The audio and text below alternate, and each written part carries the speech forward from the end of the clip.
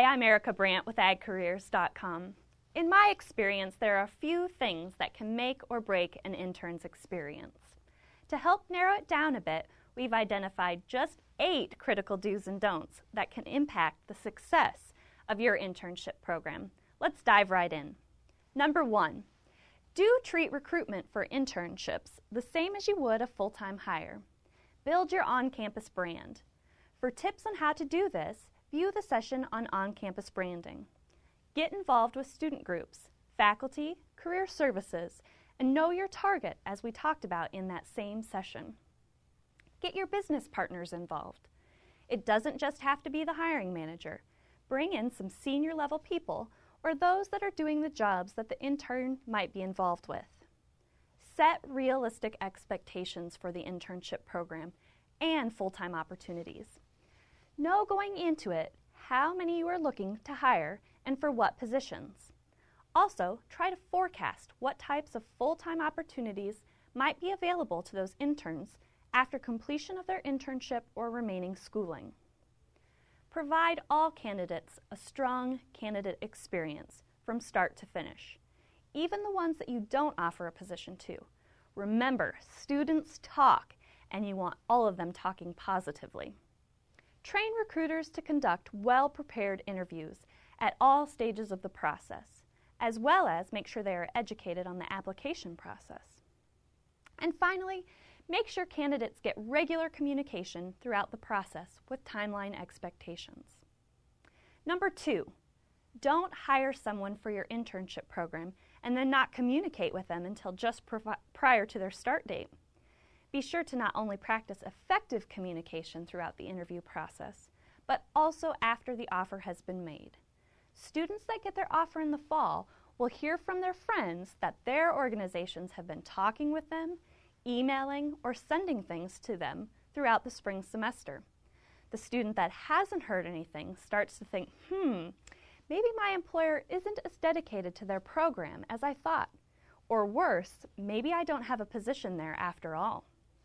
One way to avoid this pitfall is to assign a buddy from your company that checks in with the student by phone or email every month or so.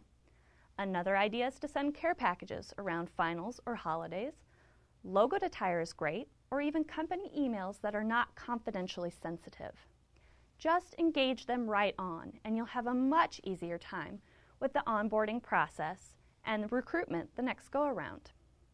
If you're concerned about over-communicating or being bothersome, ask the student how often and by what method they would like to be communicated with.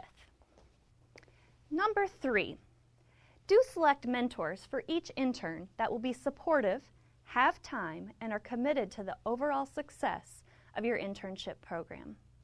You are looking for someone that will help the intern feel valued, like they made a difference, and that they have fun doing so.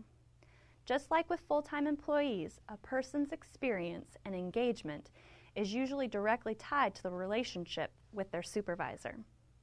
A couple of notes on number 3. An intern mentor doesn't have to be their direct supervisor, and they may have more than one. Many times the HR representative is the one assigned to mentor on personal issues, and the supervisor is assigned to mentor on work project type responsibilities. Sometimes a mentor might be a recent graduate that you have on staff that can easily relate to what the student is experiencing or might have questions about. All of these are great choices. Number 4, do have an onboarding plan that is specific for each intern. Some of the key things that this plan should include, but are not limited to, are the following. A communication of some sort prior to the intern's arrival to make sure that you have told them where to go and who to ask for when they get there. Plan a meet and greet. This could be a welcome banner in the reception area or a breakfast or small social, for example. Set objectives with the intern.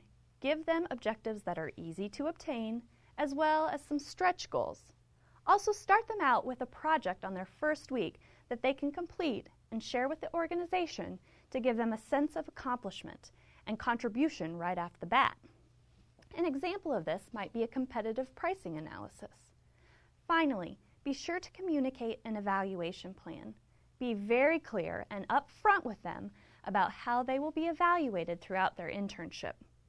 We would recommend that you evaluate them halfway through and at the end of their internship at the very least. You may want to meet more frequently.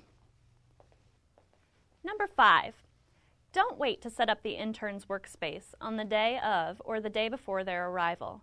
Make sure that they have a computer that's functional and all of the other necessary items that are feasibly possible to get before their arrival, such as phones, car, necessary paperwork, etc.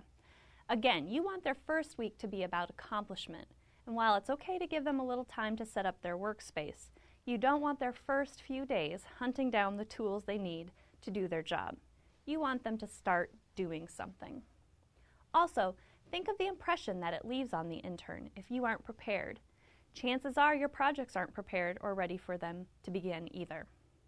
Number 6, do communicate expectations often and clearly. Remember that interns are students, so things that may seem common sense to you may not necessarily be common sense to them. Be clear on work hours and holidays. Also be sure to articulate what you expect them to work on each day, monthly, and to have completed at the end of their internship. Be clear on appropriate dress. One of the best examples I've heard to support this was from Stephanie Chipman, the Agricultural Career Services Liaison at the University of Missouri-Columbia, who recently shared a story with me about students understanding dress.